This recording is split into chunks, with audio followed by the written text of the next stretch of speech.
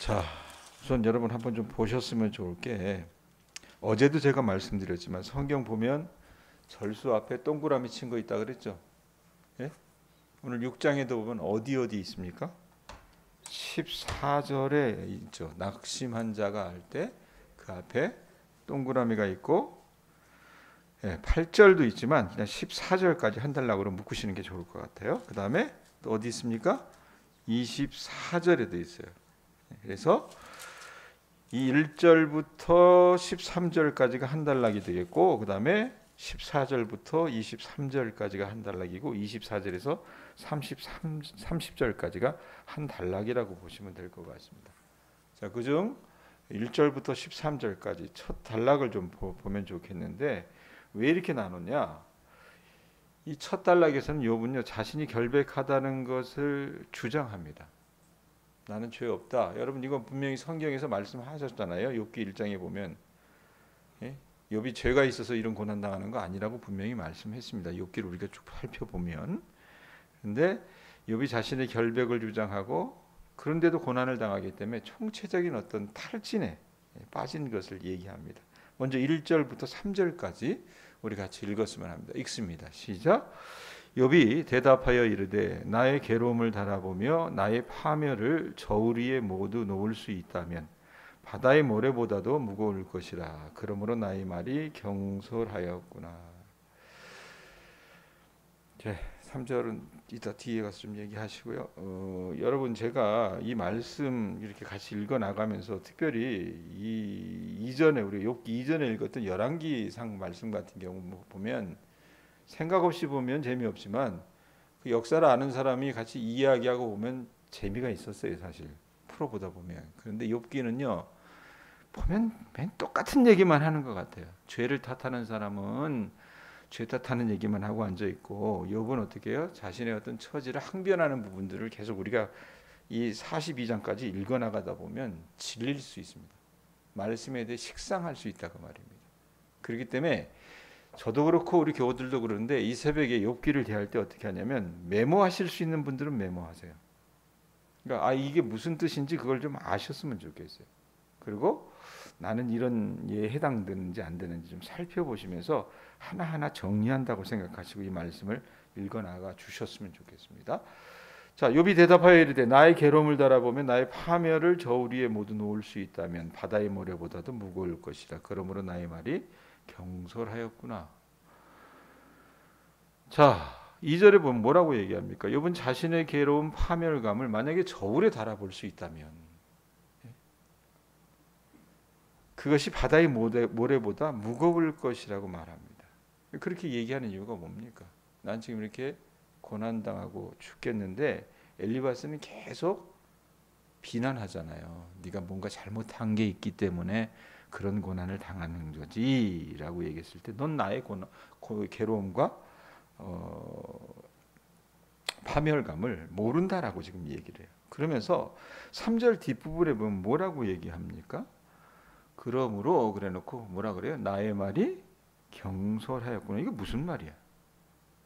경솔하였구나 라고 하는 말은요, 지금 자신의 괴로움이 너무 큰 겁니다. 커가지고 격렬하게 자기 감정을 토로하는 과정에서 자기가 조리 있게 말하지 못했다는 겁니다. 논리적으로.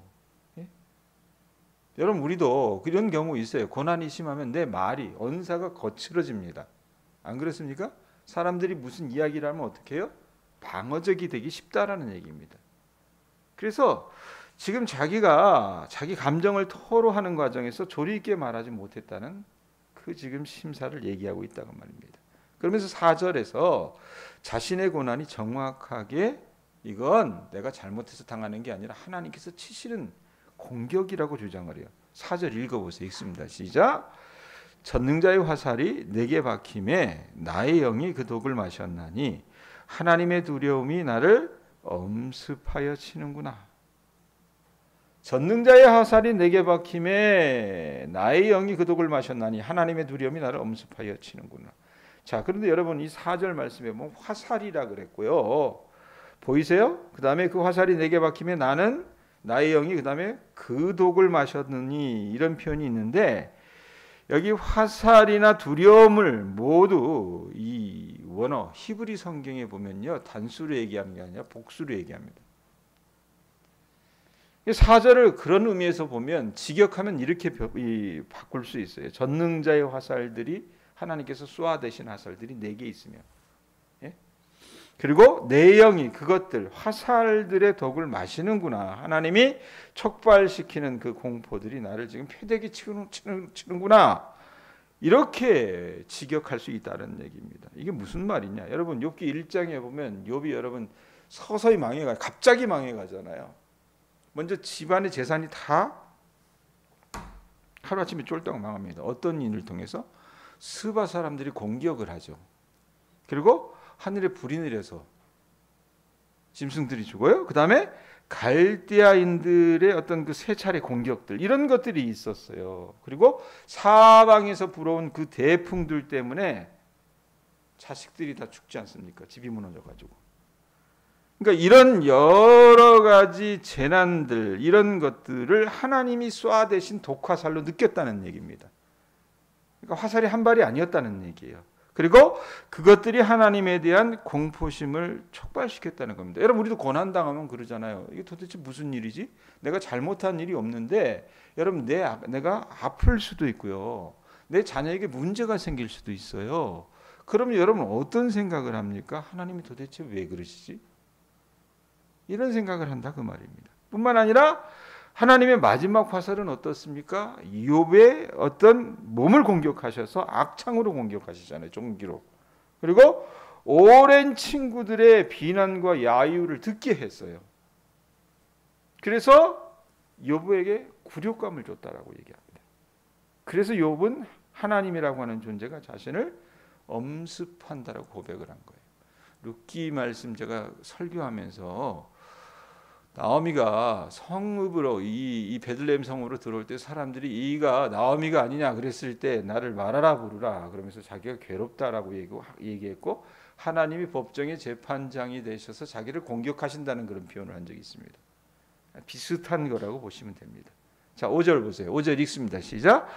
들나귀가 풀이 있으면 어찌 울겠으며 소가 꼴이 있으면 어찌 울겠느냐. 욥이 지금 자신이 살아갈 원기를 공급해주는 먹이 빼앗긴 짐승 같은 처지로 전락했다라고 말합니다. 박 집사님 소 키우시죠? 소 사려줄 때 시간 이렇게 정해서 주시죠? 근데 만약에 그 시간이 지나서 안 주면 어떻습니까? 울어댑니다. 그렇죠? 저도 이걸 봤다 그 말입니다. 그러니까 풀과 꼴이 없어 우는 들나귀와 소 같은 신세로 지금 욥이 전락을 해버렸다는 얘기입니다. 6절 7절 보세요. 읽습니다. 시작.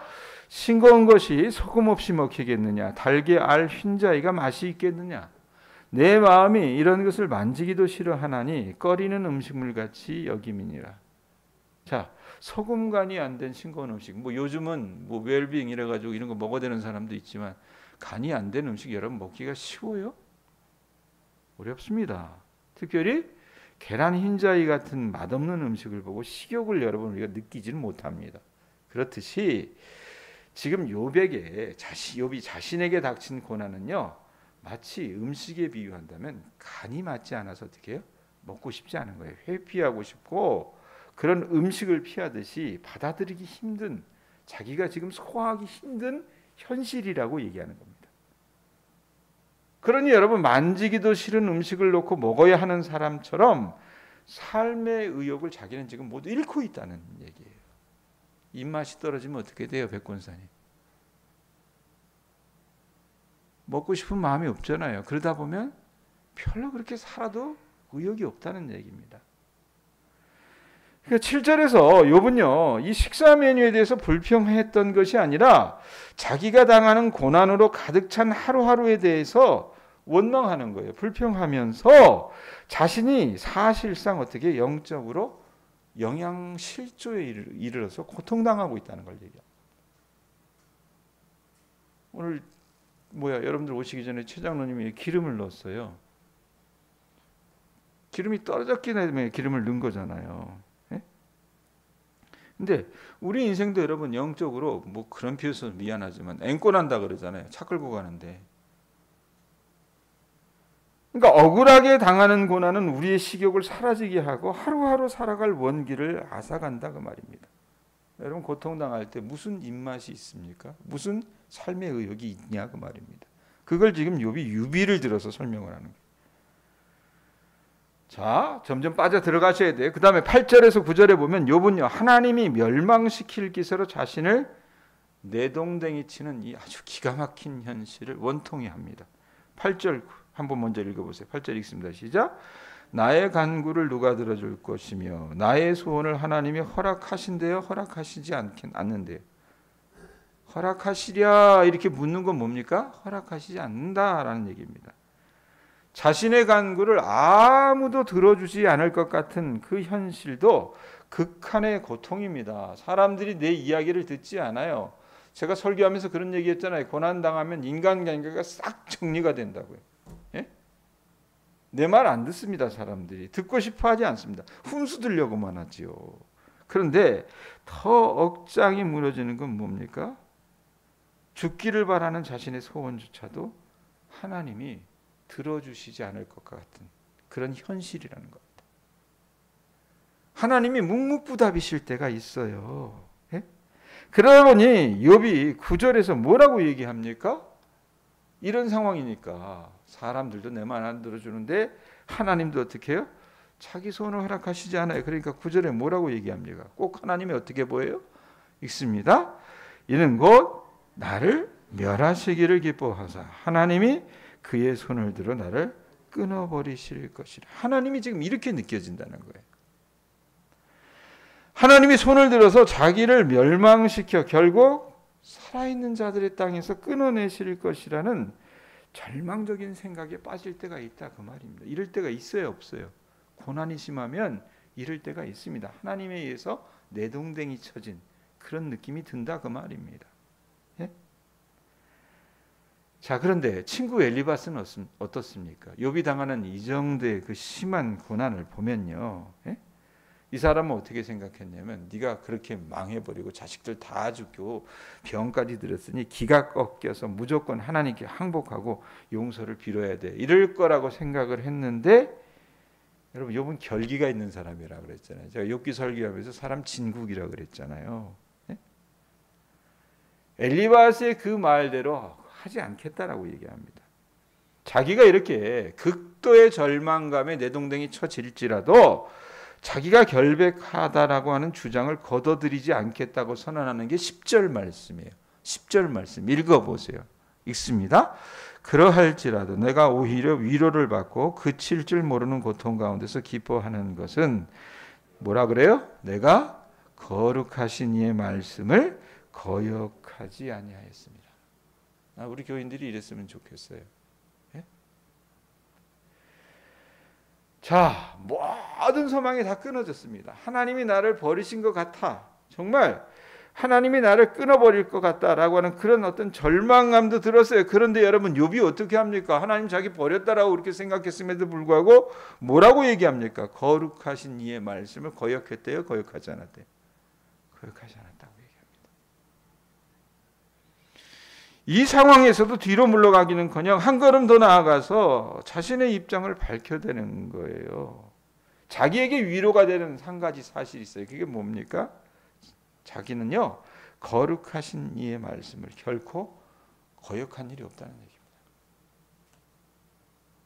얘기입니다. 여러분 이 땅 살아나가시면서 뭘 붙들고 사십니까? 욥처럼 하나님의 말씀을 붙들고 사실 수 있기를 바랍니다. 예?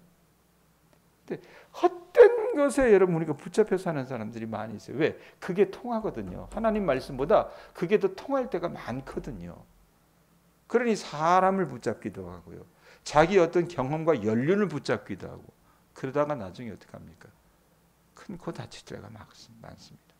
여러분이 망하지 않는 유일한 방법 뭡니까? 하나님의 말씀을 거역하지 마시기 바랍니다. 아셨죠?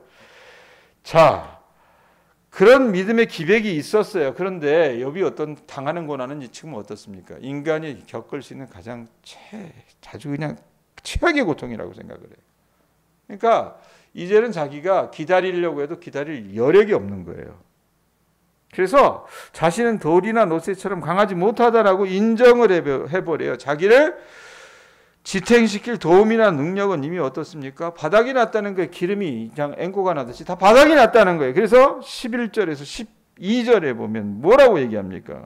읽어봅니다. 시작. 내가 무슨 기력이 있기에 기다리겠느냐? 내 마지막이 어떠하겠기에 그저 참겠느냐? 나의 기력이 어찌 돌의 기력이겠느냐? 나의 살이 어찌 노새겠느냐? 13절도 읽으세요. 나의 도움이 내 속에 없지 아니하냐? 나의 능력이 내게서 쫓겨나지 아니하였느냐? 이렇게 얘기를 하는 거예요. 조금 이해하셨어요? 욥의 좌절감이 어떤 것인지 보실 수 있겠습니까? 자, 그거 이해하세요. 자, 그런데 14절부터 이제 23절이 또 다른 한 단락이라 그랬잖아요. 이 내용은 뭐냐면 이 세 친구들이 그러함에도 불구하고 어떻습니까? 뭐라고 얘기했어요? 네가 잘못한 게 있으니까 지금 벌 받는 거야. 여러분, 사람이 그 말의 상처를 받잖아요. 칼로 벤 상처는 여러분 연고 바르면 쉽게 나았습니다. 근데 이 말에 의해서 받은 상처는 쉽게 여러분 아물지 않아요. 그래서 이 세 친구들에 대한 욥의 실망과 우정이라는 이름으로 가해지는 이 친구들의 말에 대한 어떤 좌절감을 드러내는 거예요. 14절 한번 보세요. 자기 속마음을 얘기합니다. 이제 꾹 참고 있었다 얘기 읽습니다. 시작. 낙심한 자가 비록 전능자를 경외하기를 저버릴지라도 그의 친구들로부터 동정을 받느니라. 자, 지금 욥의 상황이 어떻습니까? 자기는 지금 너무 낙심이 돼 있어서 더 이상 하나님을 경외할 수 없다고. 하나님께 실망해서 속상해서 불평하더라도 뒤에 보면 뭐라고 얘기해요? 경외하기를 저버릴지라도 그의 친구로부터 동정을 받는다라는 얘기입니다. 그렇게 자기가 절망하고 불평하는 상황 가운데 놓여 있을지라도 친구들의 동정은 기대했었다는 얘기예요. 그러니까 친구가 와서 그래, 그럴 수 있어. 우리가 알지 못하는 어떤 다른 뜻이 있을 거야. 이렇게 말해줄 수 있는 친구가 있었으면 좋겠다고 생각을 했는데 그렇게 얘기했어요? 안 했어요? 안 했다는 얘기입니다. 이 친구들은 하나님에 대해서는 경건의 깊이가 있는지는 몰랐어도 인간에 대한 이해가 천박한 친구들이었기 때문에 욥의 고통을 애타는 마음으로 응시하고 공감해 줄 수가 없었던 겁니다. 그래서 15절에 뭐라고 얘기해요? 형제들 뭐라고 얘기합니까? 내 형제들은 개울과 같이 변덕스럽고 그들은 개울의 물살같이 지나가느냐. 자, 이 형제들은 여러분 자기 친구들을 얘기하는데 이 자신의 형제들은 변덕스럽고 빨리 흘러가 버리는 개울을 같다고 불평을 해요. 이 형제들은 개울과 같이 변덕스럽다 할 때 여러분 개울은 여러분 지금 우리나라 뭐 지금 여기 보면 구량천이라고 하는 개울물이 있긴 하지만 이건 별로 마르지 않잖아요. 근데 근동아시아에 가보면 거기서 흐르는 개울은 좀 다릅니다. 건기가 되면 바짝 말라버려요. 비가 내리는 우기가 되면 또 많은 물이 흘러가기도 합니다. 그걸 와디라고 얘기해요. 그네들의 말로는. 이걸 뭐 건천 이런 한글로는 표현하기도 하는데, 그러니까 욥의 친구들을 표현하기를 뭐라 하냐면 우기에 물이 콸콸 넘쳤다가 순식간에 말라버리는 변덕스러운 개울물 같은 그런 존재로 비유를 하는 거예요. 믿을 수 없다는 겁니다. 그러니까 변함없는 친구들이 아니라는 얘기입니다. 시절이 지나면서 여러분 느끼는 게 뭡니까? 어제도 제가 여기 한 바퀴 이렇게 산책을 하다가 저 가시네골에 그 한옥 집을 지은 그 아저씨를 좀 만났어요. 그분이 그런 얘기 하더라고요. 영통에서 소방관을 오래 했는데 제가 외롭지 않냐 그랬어요. 왜냐하면 대량이만 해도 그래도 사람들이 있으니까 교분하고 만날 수 있는데 거기는 거의 그냥 완전히 외따로 사는 것 같은 느낌이 들어서 나는 자연인이다 찍으세요 이랬더니 워낙에 소방서에서 사람들을 많이 상대하다 보니까 사람에 대해서 질렸대요. 그러면서 하시는 말씀이 목사님 나이 먹으면 가족밖에 안 남아요 이런 얘기를 하더라고요. 근데 여러분 그게 우리의 서글픈 현실입니다. 왜? 이 시대 사람들은 사람을 어떻습니까? 효용성의 원리로 바라봅니다. 이 사람이 내게 득이 될까 실이 될까. 그러니까 진실된 친구를 찾아보기 힘들다는 얘기입니다. 그러면서 16절에서 17절 개울물의 특징을 이야기해요. 여러분 얼음이 녹아 물을 먹으면 듯하지만 그 변덕스러운 개울은 따뜻한 날이 와서 더워지면 물이 증발해 버립니다. 금방. 그래서 어떻게 해요? 마른 개울이 된다는 얘기입니다. 그러니까 상황에 따라서 쉽게 변하는 친구들이 바로 이 개울과 같다는 얘기입니다. 여러분들 그런 분들 되지 마세요. 그래서 18절에 뭐라고 얘기합니까? 그때 당시 그 습속으로 봐야 돼. 18절 읽어보세요. 시작. 대상들은 그들의 길을 벗어나서 사막한 들에 들어가 멸망하는. 이게 무슨 말이냐? 자, 사막을 여러분 다니면서 장사하는 상인들이 있잖아요. 그 사람들 대상이라고 얘기해요. 이 대상들이 그 사막한 들에 있는 개울에서 어떻게 해요? 물을 찾아야 되겠으니까 물을 얻으려고 길을 벗어났다가 저기 가면 저기 와디가 있으니까 건천이 있으니까 개울이 있겠다 싶어서 갔는데 물을 찾지 못하고 끝내 멸망당하는 사례를 지금 얘기하는 거예요. 물이 없으니까. 이게 무슨 말입니까? 결국 헛된 위로를 주는 친구들은 생명의 물을 줄 것처럼 어떻게 처음에 와서는 등 두드리고 얼마나 힘들어, 얼마나 고통당하고 있어 이렇게 유인하지만 그곳을 찾는 사람들을 죽음에 이르게 하는 개울과 같다는 얘기입니다. 그래서 여러분 도울 힘이 없는 사람을 의지하지 말라고 하는 것 같아요. 19절 20절 여러분 한번 보세요. 읽습니다. 시작. 대마의 떼들이 그것을 바라보고 스바의 행인들도 그것을 사모하다가 거기 와서는 바라던 것을 부끄러워하고 낙심하느니라. 이게 무슨 말이냐?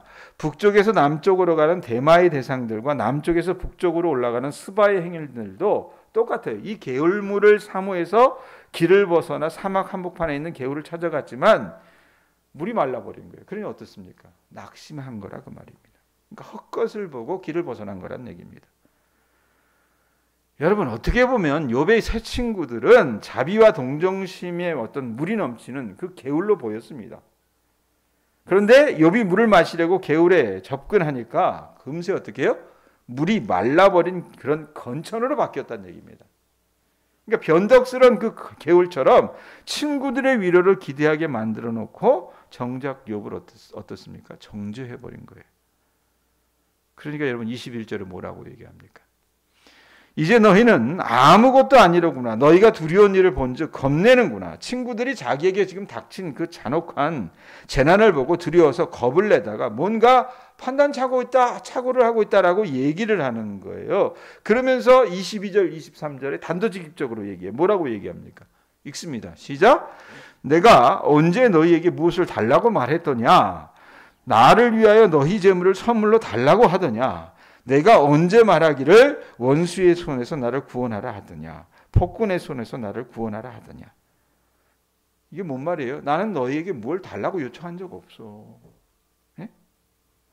나를 원수와 폭군의 손에서 건져달라고 간청한 적도 없다. 그러니 제발 나를 헛된 방식으로 구원하려고 하지 말아달라라고 얘기하는 거예요.